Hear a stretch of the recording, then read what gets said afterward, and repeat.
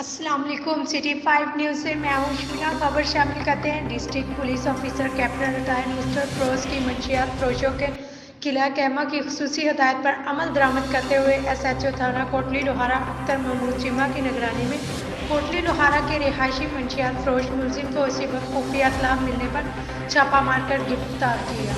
मजीद जानते हैं हम अपने नुमाइंदा डॉक्टर अली इमरान की इस रिपोर्ट में।